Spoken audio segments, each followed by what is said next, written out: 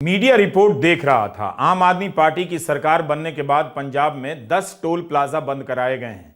मुख्यमंत्री भगवंत मान का बयान छपा है कि इससे यात्रियों को हर दिन 44 लाख रुपए की बचत हो रही है। एक महीने का 12,500 और एक साल का 1.5 लाख।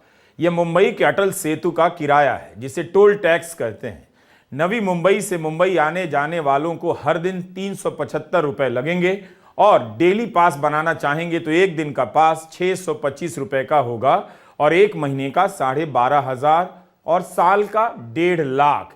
यह केवल कार वालों का रेट है। आज खबर आई कि इस रेट को 200 रुपए किया गया है 250 की जगह, मगर यह साफ नहीं कि इससे 12,500 के पास पर कितना फर्क पड़ेगा और ट्रक वालों के लिए रेट क्यों नहीं कम किया गया है।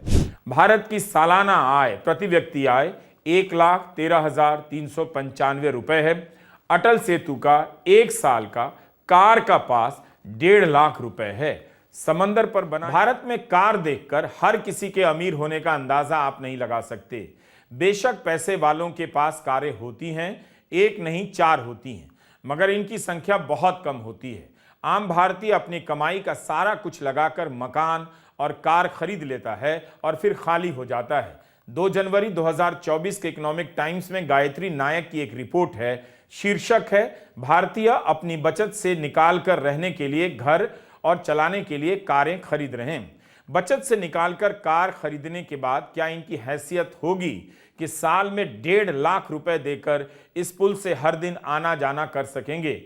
गायत्री नायक ने अपनी रिपोर्ट में सरकारी आंकड़ों का ही हवाला दिया है और लिखा है कि एक साल के भीतर घरेलू और वित्तीय शुद्ध बचत में 6% की गिरावट आई है। यानी लोग अपनी बचत से खरीद रहे हैं, उनकी बचत घट रही है। ऐसा इसलिए है कि सरकार सार्वजनिक परिवहन पर कम पैसे खर्च करती है। लोग मजबूर हो जाते हैं कि अपने लिए कार खरीदें। 2020-21 के दौरान यह जीडीपी का 11.5% था। इतनी बचत होती थी, लेकिन 2023 वित्त वर्ष में घटकर 5.1% हो गई।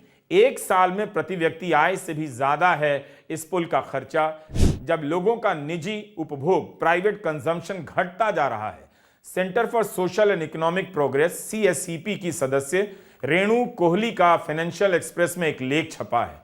कहने को जीडीपी का विकास दर 7.3% है, लेकिन इसमें निजी उपभोग का हिस्सा 72% से घटकर 34% पर आ गया है। इतनी गिरावट आ रही है तो इसलिए कारों की बिक्री का समाचार पढ़कर आप ये ना समझे कि अर्थव्यवस्था जगमग जगमग कर रही है।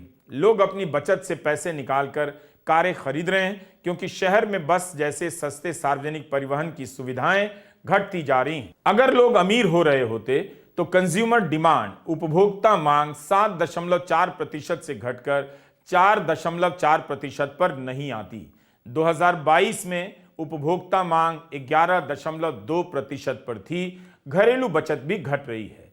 यह सब बता रहा है कि लोगों की आर्थिक शक्ति लगातार कमजोर हो रही है और उसी समय में एक ऐसे पुल का उद्घाटन हो रहा है जिससे हर दिन आने जाने का किराया 500 रुपए है, महीने का 12,500। पेट्रोल से कई गुना तो टोल का खर्चा लग जाएगा। जब लोकसभा में सरकार से पूछा गया कि नेशनल हाईवे अथॉरिटी के खिलाफ टोल टैक्स को लेकर विरोध प्रदर्शन हो रहे हैं, क्या सरकार ने नोट किया है, तो सरकार का जवाब था नहीं। टोल टैक्स के विरोध में कोई विरोध प्रदर्शन नहीं देखा गया है। यह जवाब 10 अगस्त 2023 का है, नितिन गडकरी ने लोकसभा में दिया है। मगर उसी साल जून महीने की यह रिपोर्ट देखिए। बरनाला जालंधर हाईवे पर टोल नाके को हटाने के लिए 283 दिनों का प्रदर्शन चला। सरकार को जगजीतपुरा टोल प्लाजा हटाना पड़ा। यह आंदोलन अगस्त 2022 में शुरू हुआ। फिर अगस्त 2023 के जवाब में सरकार लोकसभा में कहती है कि टोल नाके के खिलाफ कोई प्रदर्शन नहीं हुआ। मेरठ गढ़ रोड पर टोल प्लाजा हटाने को लेकर किसानों ने कई दिनों का प्रदर्शन किया। पंजाब में भी खराब सड़कों के कारण किसानों ने वहां के सबसे बड़े टोल प्लाजा को बंद करवा दिया। अक्टूबर में महाराष्ट्र में मनसे ने टोल नाके के खिलाफ प्रदर्शन किया।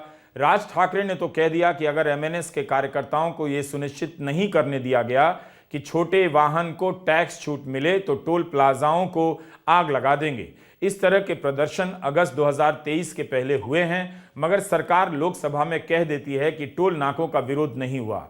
आपको याद है कि किसान आंदोलन के समय एक मांग यह भी थी कि टोल नाकों से पैसे की वसूली बंद हो, लेकिन धीरे धीरे टोल से वसूली बढ़ती जा रही है। मीडिया रिपोर्ट देख रहा था, आम आदमी पार्टी की सरकार बनने के बाद पंजाब में 10 टोल प्लाजा बंद कराए गए हैं।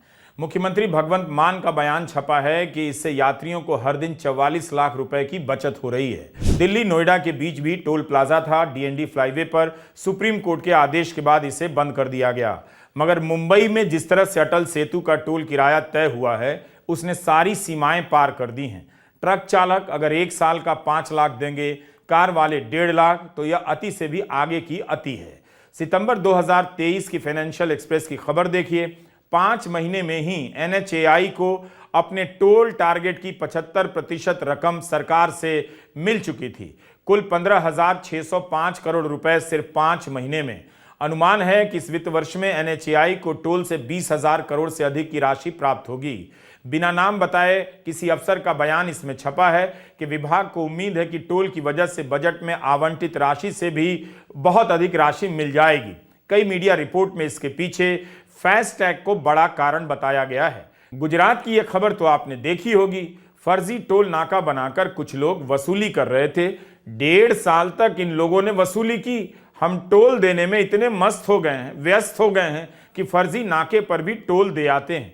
नितिन गडकरी ने कहा है कि भारत सरकार 2030 तक टोल टैक्स से होने वाली कमाई को 1,30,000 करोड़ तक ले जाना चाहती है। गडकरी के 2 बयान हैं इस संदर्भ में। एक बयान 2021 का है कि 2025 तक टोल टैक्स का राजस्व 1,34,000 करोड़ का हो जाएगा। फिर 2023 में उनका बयान है कि 2030 तक लक्ष्य हासिल हो जाएगा 1,30,000 करोड़ का। इसलिए जरूरी है कि सरकार के इस लक्ष्य को पूरा करने के लिए लोग 1 महीने में 12,500 रुपए का टोल टैक्स तो दें ही, और भूल जाएं कि कार खरीदते समय रोड टैक्स भी जमा कर आए हैं, जिनसे सड़कें बनती हैं, पुल का निर्माण होता है। भारत की जनता महंगाई से त्रस्त है। अखबारों में हेडलाइन छपी है कि दिसंबर महीने में खाने पीने की चीजें गांव में करीब 10% महंगी हो गई, शहरों में 10.42% महंगी हो गई। गांव और शहरों में महंगाई का असर तो है, लेकिन क्या जनता इसे राजनीतिक तौर पर समझ रही है? अब देखिए, अक्टूबर 2023 में हरदीप सिंह पुरी कहते हैं, पेट्रोलियम मंत्री, कि साल 2023 के अंत तक 4 ट्रिलियन की अर्थव्यवस्था हो जाएगी भारत की। यही नहीं, 2030 के अंत तक $10 ट्रिलियन की हो जाएगी। लेकिन इसी जनवरी में पीयूष गोयल ने कहा है कि 2027 तक भारत की अर्थव्यवस्था $5 ट्रिलियन की हो जाएगी। यानी दोनों के बयान मिलाकर देखें तो 2027 से लेकर 2030 के बीच भारत की अर्थव्यवस्था कुल $5 ट्रिलियन बढ़ जाएगी। वित्त मंत्री निर्मला सीतारमण तो 2047 के ख्वाब दिखा रही हैं, जब उनके मुताबिक भारत $30 ट्रिलियन की अर्थव्यवस्था का हो जाएगा। क्या मंत्री अपने मन के हिसाब से भारत की अर्थव्यवस्था 3 से 5 ट्रिलियन की बता देते हैं और इसके पूरा होने का साल कुछ भी बोल देते हैं? कोई 2024, कोई 2027, कोई 2030 बोल जाता है। अखबार में हेडलाइन छप जाती है, लोगों में एक उम्मीद पसर जाती है कि अर्थव्यवस्था 3 या 5 ट्रिलियन की हो जाएगी, मगर कमाई का आलम यह है कि महीने का 25,000 कमाना मुश्किल है। इस तरह की हेडलाइन नहीं मिलेगी कि सब्जी के दाम दिसंबर में 27.6% और फलों के दाम 11% से अधिक बढ़ गए। दाल करीब 21% महंगी हो गई। बेरोजगारी पर भी तमाम रिपोर्ट आ रही है। मैं इस पुल की कहानी इसलिए बता रहा हूं कि यह पुल भारत के आम लोगों के साथ अन्याय है, लेकिन यह भी समझना चाहिए कि भारत के ही एक वर्ग के लिए विकास है और यही राम राज्य है।